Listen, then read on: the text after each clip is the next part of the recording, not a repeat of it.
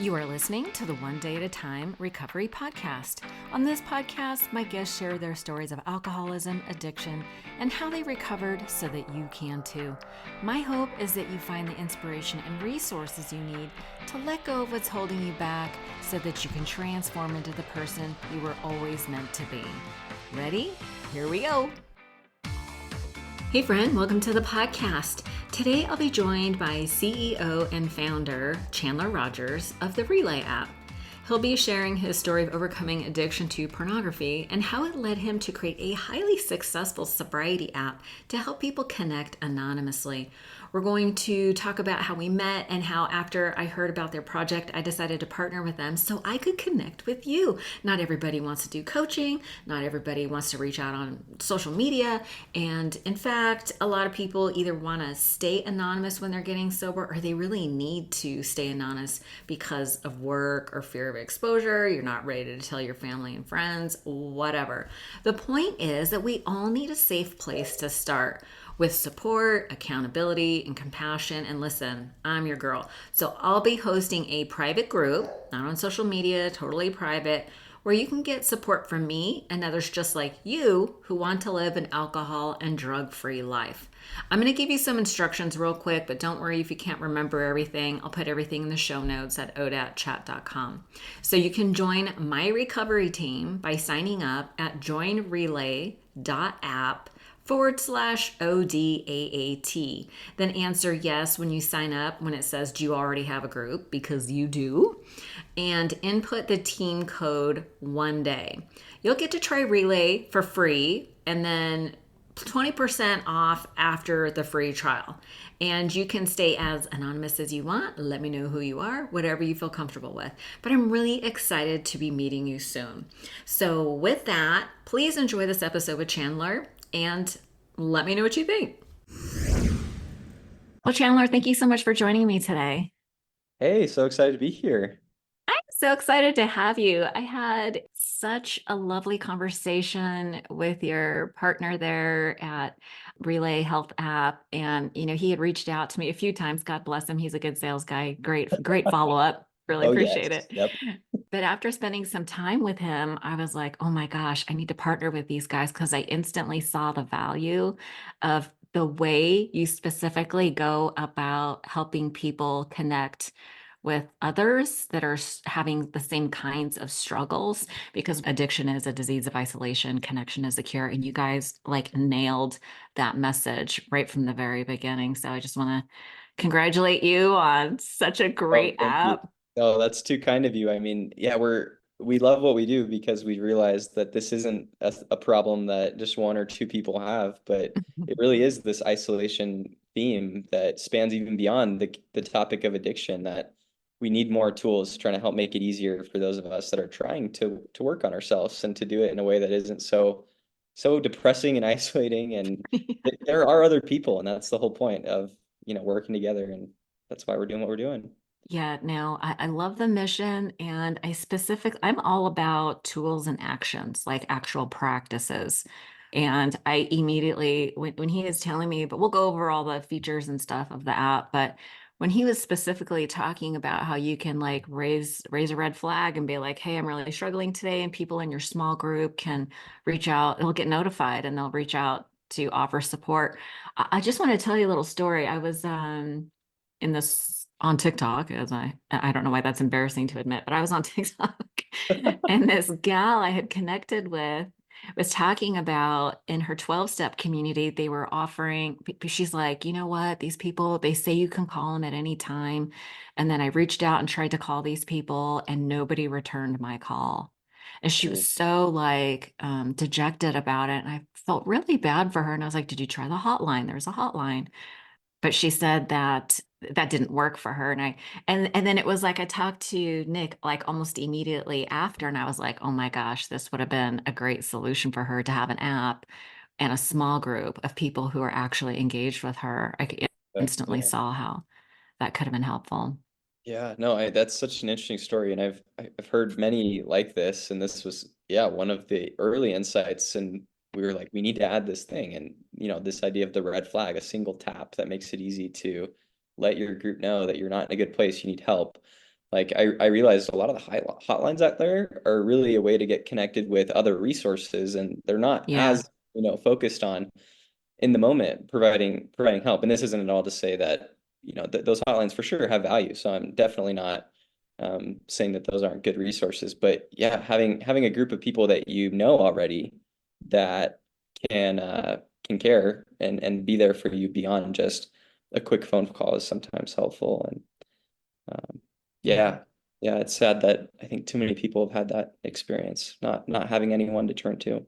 Yeah, no, that is really, I think the isolation is just it's brutal and it's hard to reach out to begin with. So when you reach out and nobody's there, that's even more discouraging.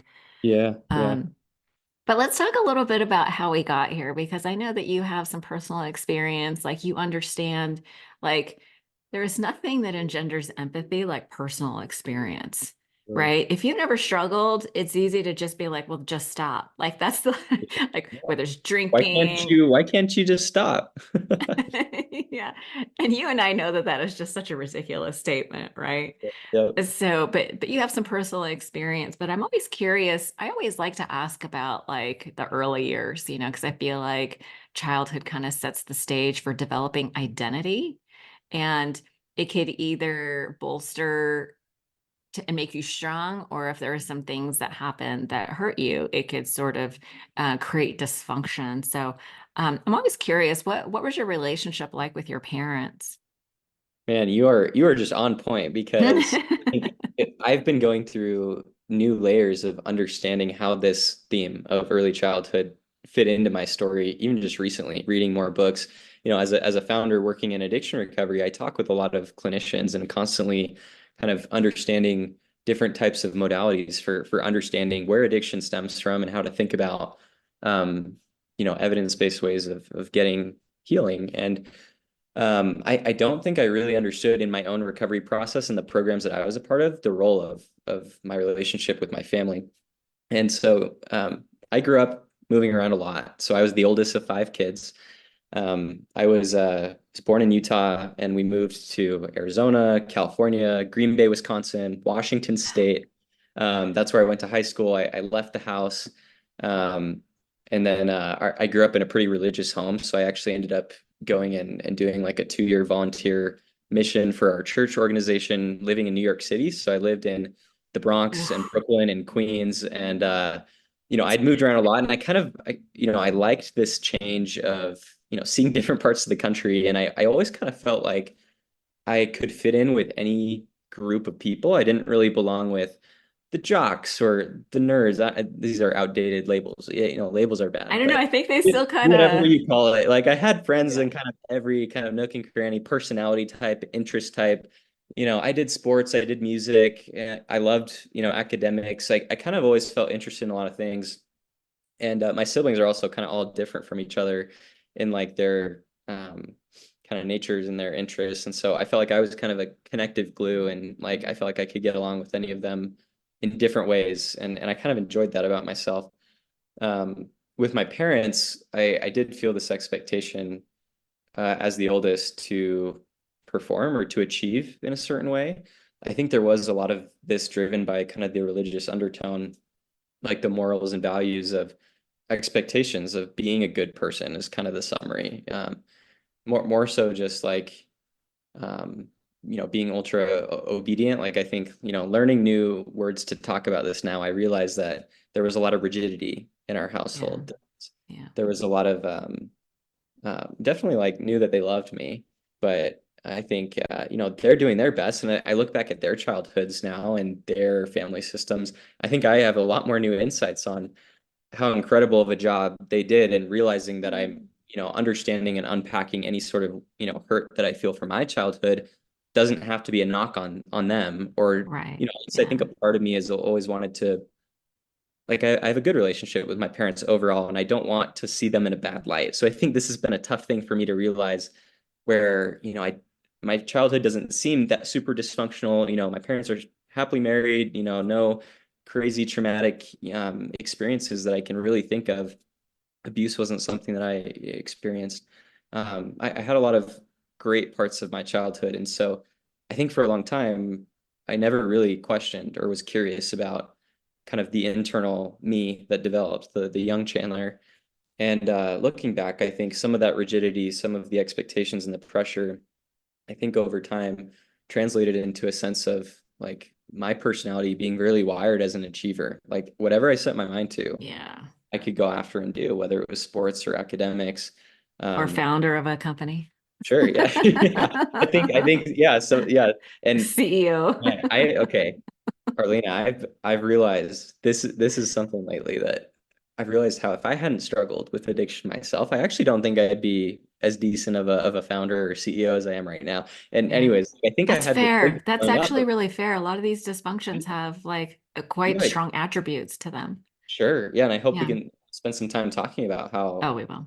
like these experiences I don't think need to be just what holds us back. So I guess this was part of my mindset that I realized was later on in high school. So I, social media was coming out at the time, so I get my first smartphone and growing up in a rigid household, and I'm the oldest, right? There's all sorts of rules around technology and how we use stuff, and my parents are deathly afraid as like strong Christian people that we're going to encounter pornography and stuff like that, um, and so that even just relationships and dating, they were like, very like kind of involved, wanting to make sure that we were being good.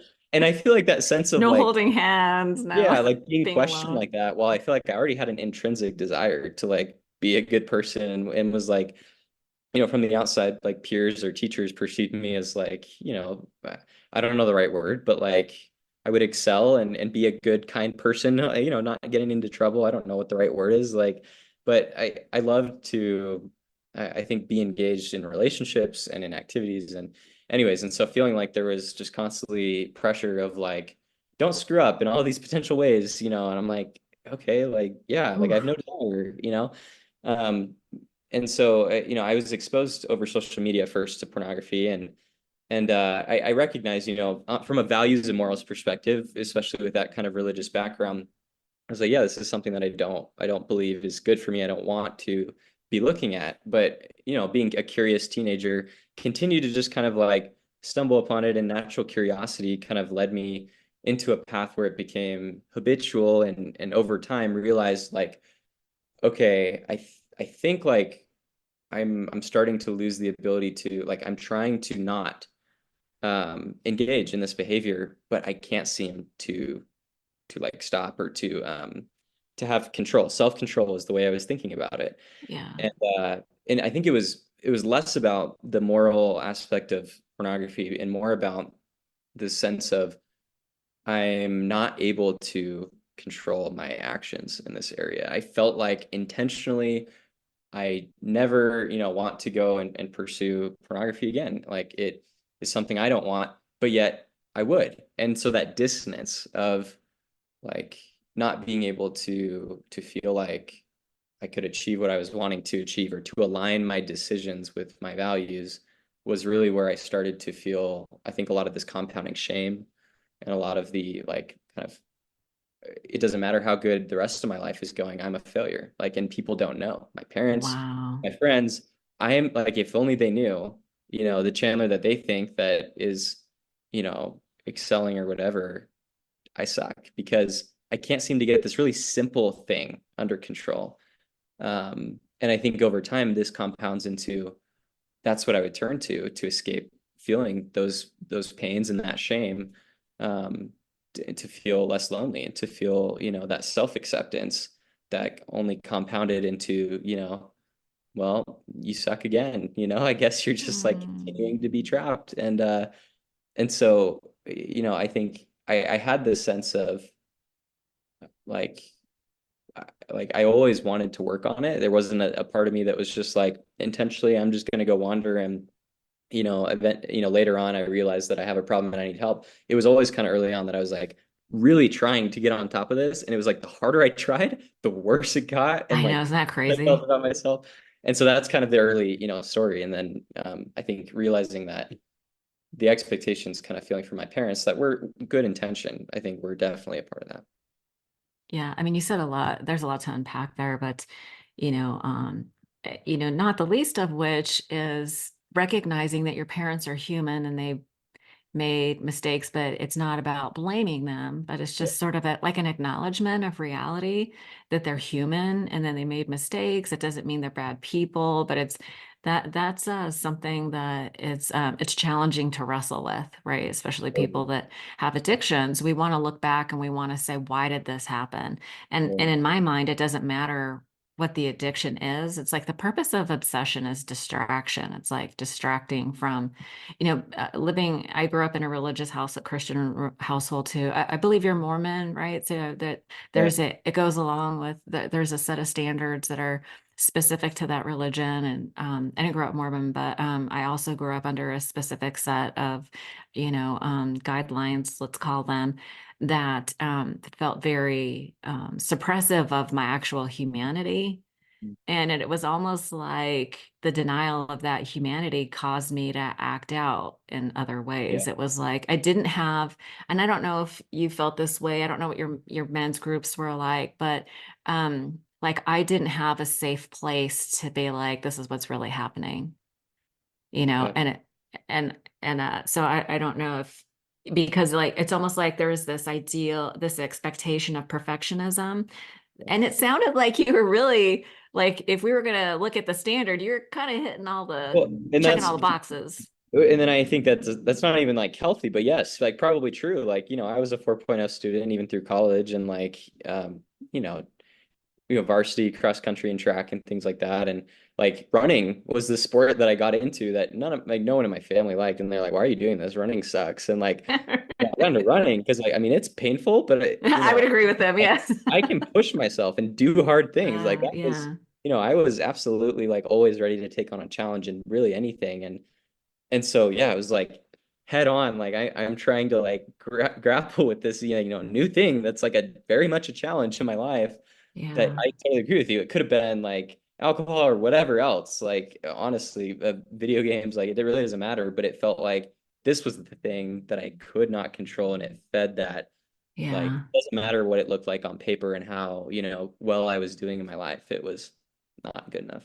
Yeah. And I think that's, pornography addiction is one of those things, like all those sexual dysfunction things are easy to hide. Oh Like yeah. Right. even in recovery, Um, you get into these recovery communities, and love and sex addiction is something that's very easy to hide, especially with smartphones. You can just, you know, anyway, it's just very challenging. And but all roads lead to that, very dark and lonely place of like, I hate myself. Right. Yeah. Yeah. It's sad because I think, the beauty in understanding sexuality is it is designed to be a really beautiful, good part of our human existence. And Right. the distortion of that into something that becomes, about self-loathing and, craving connection, but only finding, right, false connection or, a lack thereof. I think it's sex. I think it really does speak to most people, especially when in the realm of sexual addictions, are craving deeper belonging, deeper acceptance. Yeah, yeah. And with social media and the internet and stuff like that, it's, as a mom, I have kids that are 20, I have a mom of two boys and one's almost 24, 20 and 24. And it's like, it's how do you protect your kids? How do you, nobody really wants to talk about that. Like when do you start talking about that to your kids? And like we're very open, but these are difficult conversations, and you can try to give your kids other healthy coping skills, but it's something I feel like it's so prevalent, and there's so much access to it. It's like nearly impossible to avoid. Right. Well, and this is where I think the thing that someone trapped feels is like, well, I need to curb the demand. I need to curb the access, and quickly, almost everyone finds that that's nearly impossible. And Yeah. also, potentially, well, not potentially, it's really not actually the root of the issue is the access of Right. the issue. It is Yeah. like, and I'm glad you brought up like in most people's stories, like they don't, I guess, have the space or a group or people that can help them realize that it's not really about access to, whatever you're using that's unhealthy. It's, hey, what's deeper that's causing you to turn here in the first place? And for me, looking back to your question of childhood, I think it's that I wanted to feel more pursued and like accepted. And Mm. and although like I know my parents love me. Like I think I needed that a little deeper, which again isn't a knock on them. It's just like I think needs that weren't fully met. Um, Yeah, it's kind of a system issue too when you're growing up in a very strict I think it's fair is it fair to say that the Mormon religion's a little bit strict? oh, for sure. Yeah, lots of Yeah. guidelines, lots of yeah.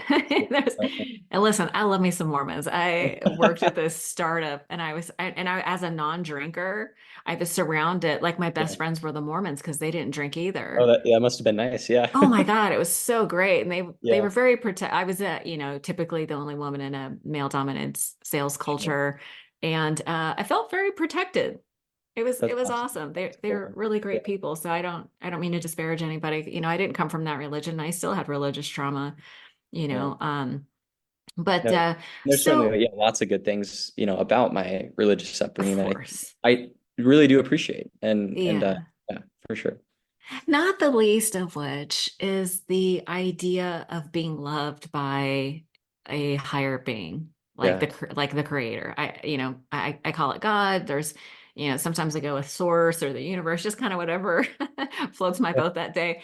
Yeah. But it's nice to know that even on that level, I'm not alone. Even in spirit or energy, I'm not alone. And my mind is always telling me that I'm alone. Like I have to do it on my own. And I think that comes from childhood of like, I was also I kind of fell into that achievement trap. Sure. Like my worth is based on my ability to Two peas. achieve. Yeah, we're Yeah. two peas in a pod then. Yeah, we are.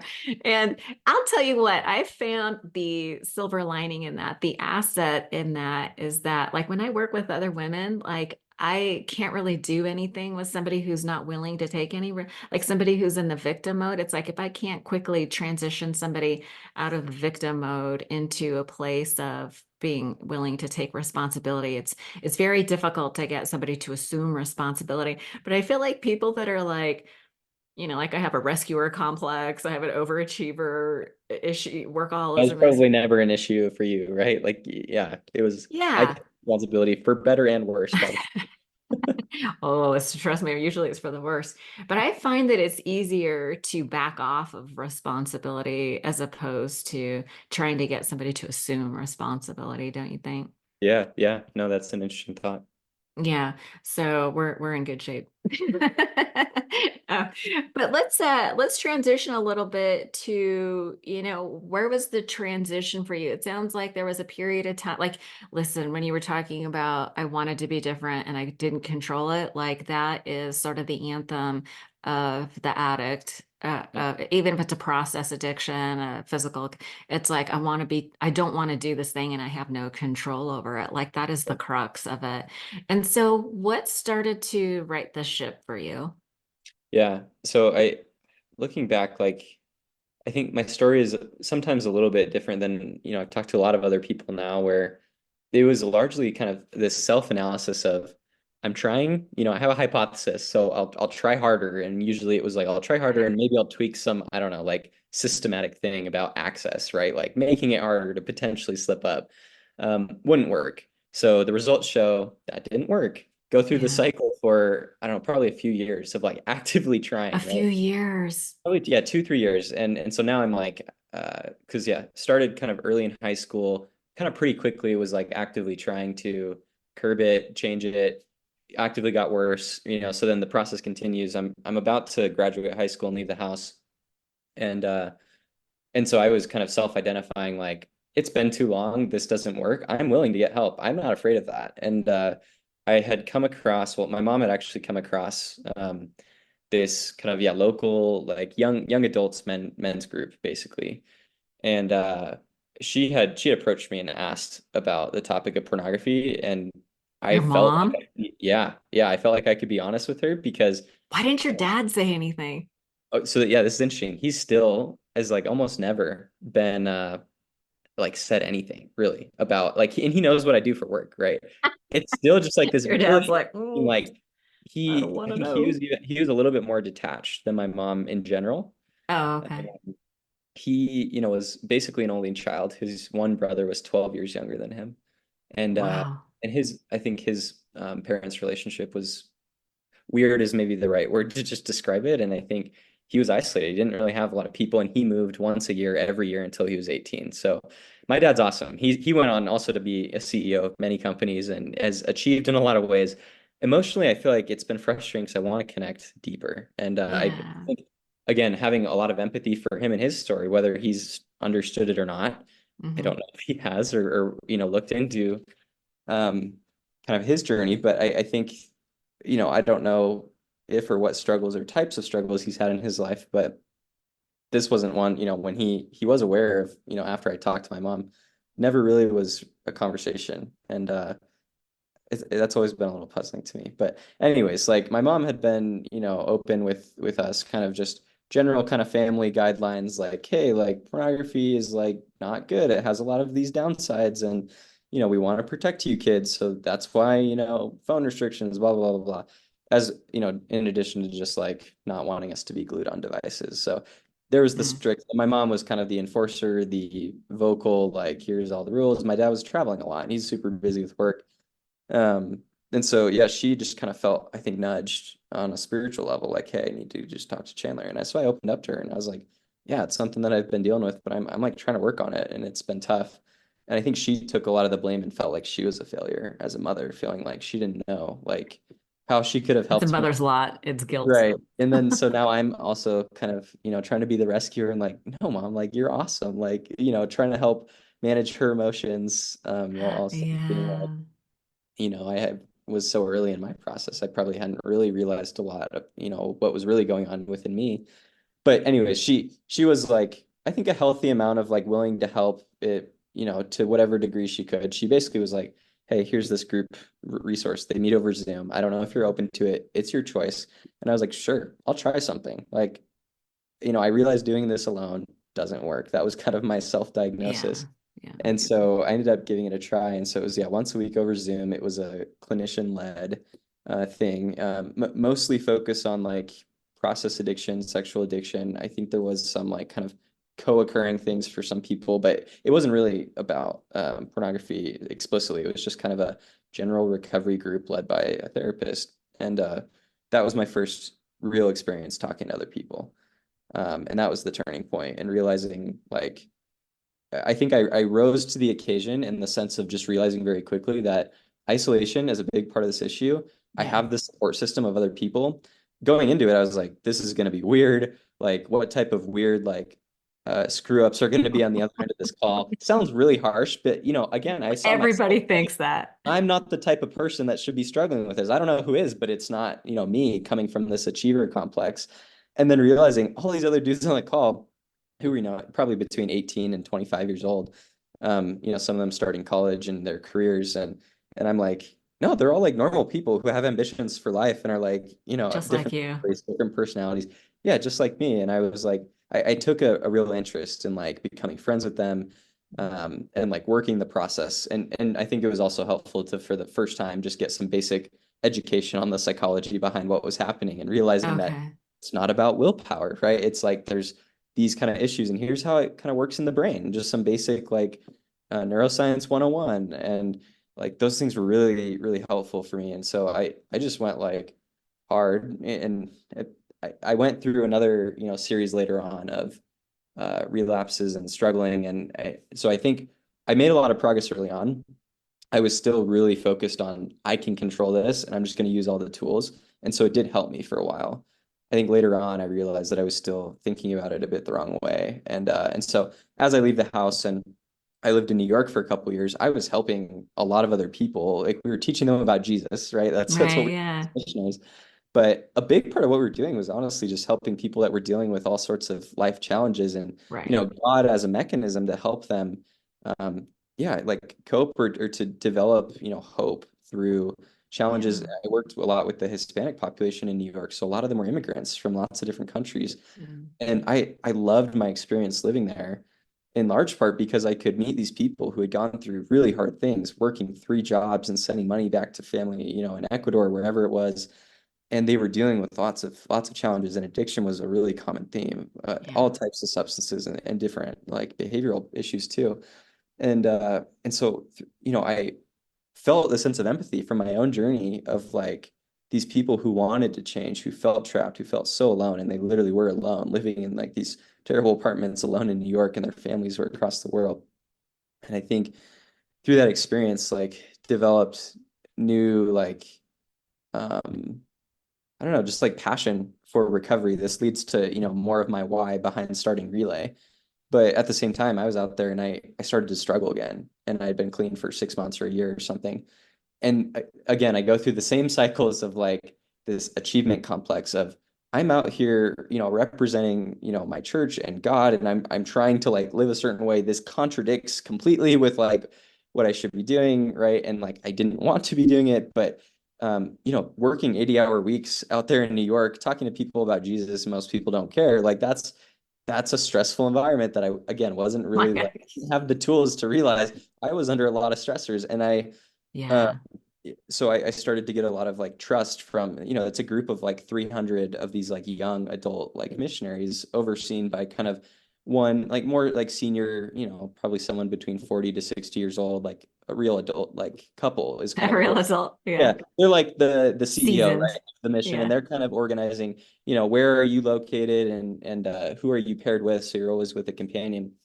And I eventually got, there's some organization, right, and leadership like structure to like how it works. And I was essentially like promoted or like, given really leadership opportunities is what it was Yeah. it was all in a service capacity. To be essentially in charge of training the entire body of 300 Of course church. it was you. Right. And I was like, of course. And at this moment, right, a year into my 2 years, this was the crux of like, pornography probably worse than it ever had been. And so like Yeah. the Oh, ultimate the like shame. oh the shame. Like I am the absolute worst. Everyone thinks I'm the best. I there's like no ounce of pride really in my heart about that. It's just like this Yeah. complete like shame cycle. Like and Oh, it sucked. This was a really terrible time, but at the same time, it was weird because I still felt like, and this is a lesson that I think I've learned later, it's really not about how many days sober you are to be able to like help and be there for others. Like right. I look back and I'm like, was I still, sincerely contributing good to the people of New York and to those other like fellow volunteers that were out there doing the missionary work too? And I'm like, yeah, like I know that I was able to like help all these people. It did like it's not that I'm, a hypocrite. Like it wasn't willful, rebellion, hiding in secret. I was Right. really still like working through some things and separate. It sounds like you were suffering. Yeah, yeah, there was for sure some suffering and Yeah. compounded by how I was seeing it. Really, it was probably a lot of Yeah. self-driven suffering. But Yeah. anyways, that's more in depth probably than I've actually ever gone into that chapter. But it was a huge Yeah. another phase of realizing like the real issue, really isn't how many days clean I am. It's continuing to unpack the fact that life is hard and I have these stressors and Mhm. I keep turning here when I have these stressors and starting to realize, how to get healthier overall in my life so that I'm not just constantly Yeah. working myself into the ground and putting pressure on myself and seeing Yeah. setbacks, not as failures, but as a chance to sit back and to reflect and to learn and to be curious and compassionate. So in Relay, when people can Yeah. track their sobriety, we also allow them to track a more holistic, set of things that are helping them not just avoid relapses, but move to a healthier place. Terminology is something that every therapist I've talked to has a different opinion on the right words to use for like, Uh-huh. Yeah, it's hard to get a sobriety. consensus. There really isn't, but the word that we kind of currently use is a setback, and we try to teach it as just like sports or anything, like it's okay to acknowledge when something didn't go your way. A setback isn't an ultimate point of defeat, but it Yeah. should be an opportunity to sit back and to learn and to be curious and to be keep moving forward. Yeah. And so I started to learn to, I think, see it that way as I then, go to college and we ended up starting Relay at the very end of our college experience, me and a few friends. And through my college experience, I got back involved with groups, and I think just continuing to work on the same set of learnings that I had and figuring new things out each iteration, I guess.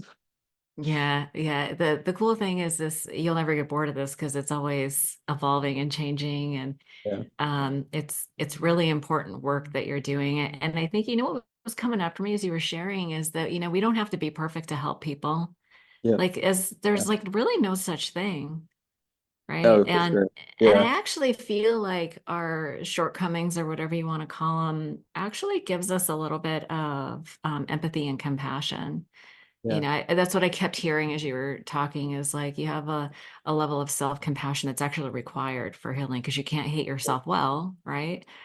You know, we And it don't was so do the so much easier to see others, whether it was the other guys in my group who were struggling, or those people in New York, or friends at college who I was being more vulnerable and open with, and realizing they were doing the hard things. It was always so much easier to see that someone else was in that shame cycle than yeah. see it in myself. But as I embrace this idea of I don't need to impose, this like ideal, you know, length of healing that I need to have achieved before I can be there, be of service to others and make an impact. Like as I like realized that I already had so many insights and like that empathy that it did, I think, place me in a really powerful position that I appreciated. And I think this was like a healthy part of my journey where I started to realize like I wanted to be the one in these groups to like try to rally people together and see how we could help each other. And so this also kind of led to Relay, realizing that that took a lot of proactive work, but I feel like I had the empathy and I had some of the understanding, even if I was still there working on myself.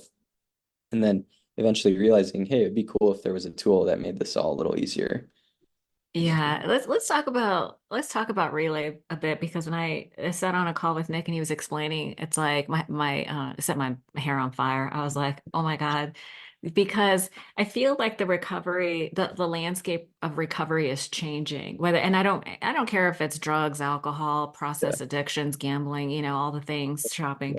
Um, what we really need is a place where we feel comfortable and where we get it. Right? We need to meet people where they're at. And a lot of people, what I'm hearing is that like I was in a yoga class yesterday and the gal, she was talking about how she didn't really liked going to the places like they were like church basements or kind of Yeah. run down like where people can you know in the 12-step communities, you know, there's not a lot of money. So they're often holding spaces and places that are not Super ideal. personal. Yeah. Yeah, let's just call it just not ideal. And people need to feel comfortable, right? And we're in this very creative, open era where it's like, well, what else can we do? Like, let's create our own communities. But I found that the Relay Help app was hitting all the markers, right? Listen, it's something that we hold at the end of our hand, right? It's readily available all the time. And so you always have access to support. And I like the fact that it's small groups of people that are struggling. And it sounded like it can be anonymous or you really get to know these people. So it could be, Yeah. you know, I work with a lot of healthcare professionals, doctors or lawyers, like people in professions where anonymity is really important, right? But they still need that small group connection. And Yeah. so let's talk about some of and I liked also you know, obviously you have a very strong faith and you have this that's available to you, but I also noticed when as I was signing up, you had options for all kinds of faith and including other. Like so even if you really kind of fall outside of traditional Buddhist or Christian or whatever, you could still find your people. Yeah. Yeah. Religious or yeah. Yes, yeah, we actually, yeah, and what's actually happening on the back end right now is like if someone says, hey, spirituality or religion just really isn't like kind of a part of my worldview right now, or something that like you identify with, we have groups that are with people who also are aligned with that, and so like more secular, like so nothing in the Relay app is actually baking in one way or another, and that's I think what we realized that I talked to a lot of people who felt like um, they and a lot of people who I met who were members of the Church of Jesus Christ of Latter-day Saints, so like Mormon, but then they left and they didn't really feel like they believed in God at all anymore. And they felt like, well, I still care actually about working on some of these issues that, I'm working through, whether it's alcohol or pornography or whatever it is. And but like the 12-step philosophy is very kind of rooted in spirituality and in defining what higher power means for you, so you can still kind of adapt it. But I had a number of people reach out and say, like, I really appreciate how Relay doesn't force you to like take on that perspective. But if God, and your definition of what God means to you is a part of that, you can make it a part of your Relay experience and be with people who are like that, and vice versa. And so, yeah, we're trying to just help people find the right type of group for them Yeah. to be able to help. Yeah. Yeah. So I loved, Nick kept using this word or this phrase of reducing friction. And really, what that said to me is the ability to meet people where they're at without creating resistance. Yeah. I Yeah. feel like resistance is the thing. Oh It's yeah. like this internal struggle that we have. We want to do something, but we also have this resistance. So I really appreciated, and I don't know if you probably realize how powerful it, but I was like, that's really powerful. This meet people where they're at, reduce the friction so that we can connect. Yeah. And and in that connection, I've heard Brene Brown say that empathy is the antidote to shame, right? Yeah. And so you're working, it's like get get what you're going through and are not going to judge you, but it's like here's what I did that helped kind of a thing. Totally. Well, in the church basement thing, like that's the example of friction, where if people realize, hey, I do want community, a lot of the options are, requiring you to go somewhere that, Through church, yeah. isn't ideal. I like that word. Yeah.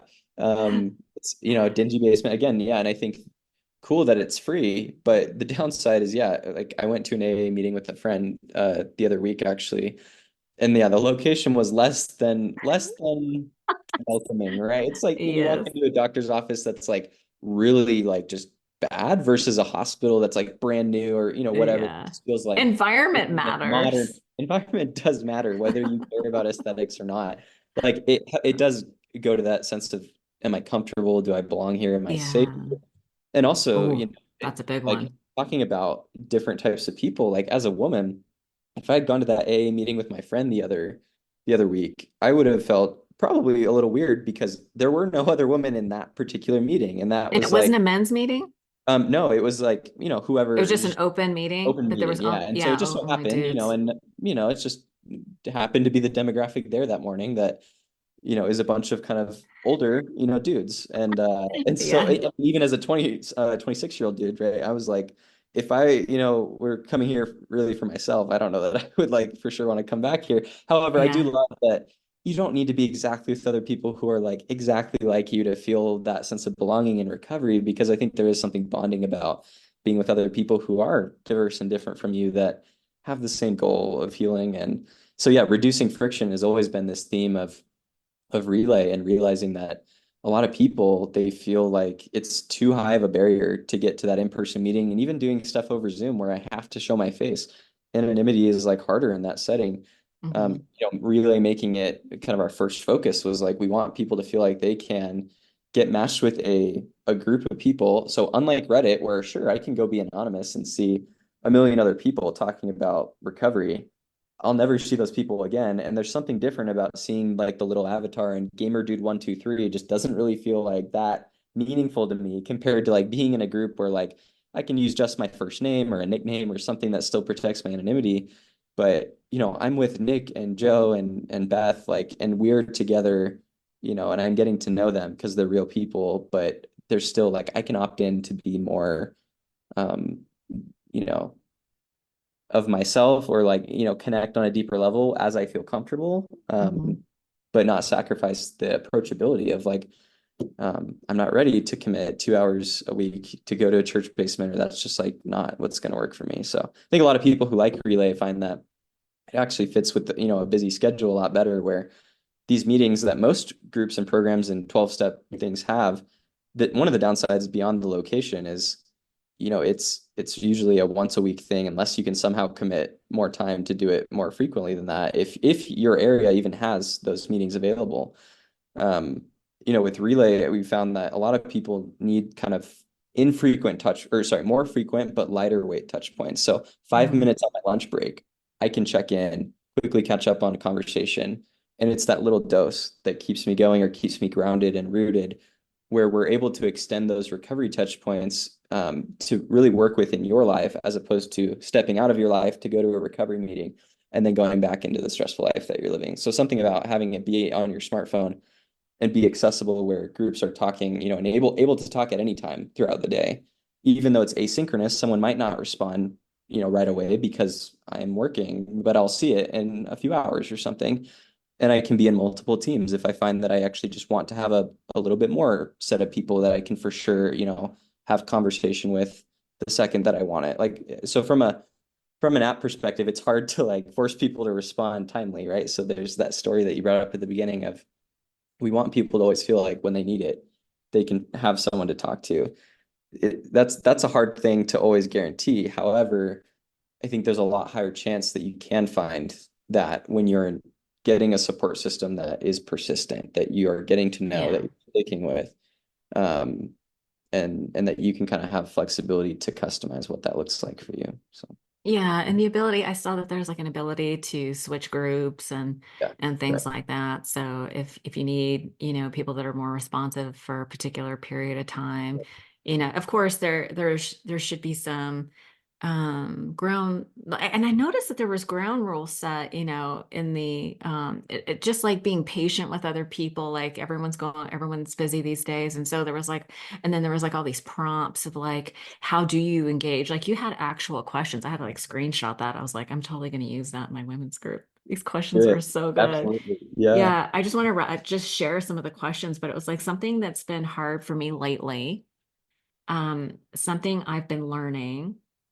I've been struggling lately feeling, which is so important to go to those feeling Yeah. statements as opposed to thinking.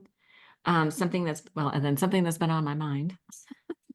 Um, one area I could really use support in. I'd love to hear what's working for you. I mean, these are amazing questions to just get Yeah. conversations going. And again, it's like decreasing the friction instead of hoping people that like come up with such thoughtful questions. Like, how can we create templates that make it easier for us to help each other to where Yeah. like recovery is so hard already and people are going through such hard things. Yeah. We want it to feel like we can take a load off you. Like you come into relay and like sure, there's kind of some structure, but the structure meant to really impose a sense of like, oh man, there's more things I need to live up to and do. But rather it's Yeah. actually like, okay, here's like making it clear the ways in which I can engage to deepen my connection. Here's the ways in which I can like a tool that I can use to process feelings. Yeah, to go Right. into Yeah. and understand how to regulate the emotions that I'm experiencing and just be aware of them. Like, I don't know if you saw the stories feature, but kind of similar to Oh, Instagram or that's right. Yeah. TikTok. Yeah. He told me Yeah. about Nick said about So the like as I stories. do so I can kind of curate, or the app helps you curate a customized recovery zone, which includes, hey, what is kind of the thing that you are looking to recover from? But it's also about, hey, what are some other, kind of boundaries and also self-care things that you're working on to help you move Right. towards a healthier place? Combined with, we give you tools to focus more on feelings. So it's not just behaviors, but all of those things as I'm checking in each day, my team can automatically see a little story, just like you would on social media when someone posts of, hey, Chandler just checked in and he logged that he's feeling stressed and lonely. I don't even necessarily need to throw that red flag for you to come in and see, oh, I see Chandler just did a check-in. I'm going to send some encouragement or spur a conversation out of that. It takes the friction out of just more visibility and more transparency, breaking down those silos of isolation. Yeah, it's so interesting. I love the stories feature because I see people doing that. Like that lady I was telling you about, like she uses her TikTok as a way to check in, Oh, right? But it's interesting. sort of like this anonymous, like she's just throwing it out to Whoever. every whoever, right? But it would be so nice to be able to like, if you have a core group of just like being checking in with the same Yeah, people that yeah, who actually know you and start to care about you over time. And as far as ground rules, I was scrolling through my pictures as I was reading those questions, but the big seven that sort of is like the guidelines on how to use the app so that everybody is safe and everybody kind of gets like sort of the ground rules. So there's not like this. It actually in my mind was like, oh, this isn't creating like unhealthy dependency. They're saying let's have you be responsible for your feelings, right? yeah. Like not be overly dependent on the group. I think this is a really important principle because I think sometimes the natural desire is to come in and yeah, I've been in that situation where I had no one to call or I tried people who said I could and they didn't Yeah, answer. I think yeah, it makes total sense, the need to feel like you can have people to rely on. However, that like the reality of life is there is always going to be a possibility that no matter how awesome you do at investing in your support system and putting people around you in your life that do care about you, and no matter how much they really do care about you, it's just very possible that, you'll be in a moment where there's not somebody that can answer the phone call or like be there. And so in those moments, although that isn't fun, like how can you develop a healthy internal sense of ability to navigate that? And isolation shouldn't persist forever. Like you should be able to then hopefully a few hours later or the next day, or like you need to be able to still, it's a balance. I don't know if I'm articulating it well, but No, like yeah, over no, you're dependence on support systems can be a a blocker to developing the important self-reliance in recovery. right. Yeah. I think the default for most people is they're already isolated and there's just so much friction in the world and not enough recovery places that make community easier, where we're trying to like, yeah, we want people to experience the dose of support for sure, but it is a Yeah. balance, and yeah, It is a it's balance. And even expectations and realizing that it's important to always have expectations that are like that are proper, reasonable. reasonable. Yeah. Yeah. Even in one of the some of the 12-step tenets, I'm a huge 12-step advocate. I realize it's not perfect and whatever, Oh, but it's an even amazing framework. Yeah. no, I love it. Even religious organization, like there's good in all of it. And sometimes we just need to understand how to navigate those communities or whatever. But they're even in the 12-step tenet, they say there will come a time when it's just between you and God, Mm, you and your higher power, yeah. right? Where you have to, there is this encouragement to rely on a power greater than yourself. In all these areas. So I like that there's some encouragement. We're not there, it's not black or white. It's not complete dependence or absolute isolation. There's a lot of gray area there. So Yeah. I Well, like that there's like an encouragement to, yes, reach out and ask for help when you need it, but also, yes, develop sort of an internal um, locus of control, basically. yeah. Yeah. Well said. Yeah. That's very good. Well, listen, I feel like we're coming up on our time. I told you This has I'm gone like fast. This has been awesome. Awesome chat. yes. Thank you so much. No, I'm really excited about the relay. I'm totally gonna start implementing this in my community as well because I do have a women's community on Facebook that I always invite, my listeners to join. But it's 1100 women. And a lot of times it's hard to be like, hey, this is what's really going on with me to a group that's that large. Like nobody wants to be the Sure. first one to say I'm struggling. Yeah. Right. And so I really feel like a small group support system would be really helpful. So I'm going to be encouraging my community to join Relay. Um, and so I think after we're done recording, I will find out what the code is for my Yeah. community. But dude, it is so dirt cheap. It was like $49 for 3 months. I did the math. It's like, what is it, 54 cents a day or something like Yeah. that? Right. It's like, yeah. Is Yeah. that And right? yeah. So Yeah. Something cheap. like that. Like, Oh my gosh, way cheaper than way cheaper way than cheaper than therapy. Yeah. way Yeah. And cheaper than my coaching. well, you're right. And I think the thing about Relay that we've realized is it's important to have a toolkit. So like a lot Yeah. of people using Relay, it's not the only thing they're using. And so to your point, Oh like no. your programs, your courses, your communities, like Yeah. Relay is designed to actually mesh into the ecosystem. And so Yeah. I think, the people that see that and are like, yeah, it makes sense to invest less than $50 for 3 months of Yeah. active this, and you can choose to renew that if you continue to need it. The hope is that, yeah, like if this is adding value to your life, it should be a no-brainer. And if it's not, Yeah. then yeah. Yeah, I never used just one. I always did 12-step therapy. I was in book clubs. I just like jumped like I've always done Yeah. a million things, Dove in. which Yeah. might need a 12-step program of its own.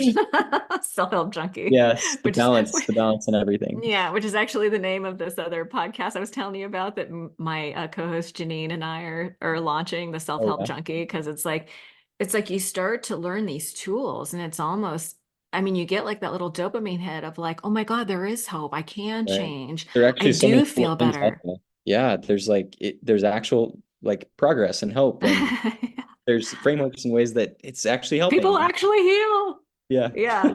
Yeah, it can be addicting all on its own. Service, being of service, oh, it's huge. Well, listen, thank you. We're going to talk some more in the Oh yeah. future. Thank I'm you. really excited about bringing Relay into my community and all my communities so that we can have closer connections as in these smaller groups. I think that's going to be really powerful because personally, I want to get off social media. I find it to be really detrimental to my mental health.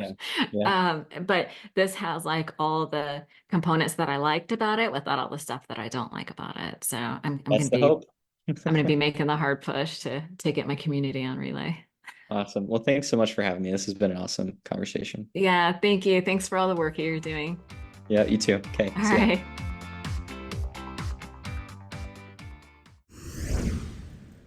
One last thing before you go, if you enjoyed the podcast today, please don't forget to subscribe on iTunes or Stitcher and leave a review.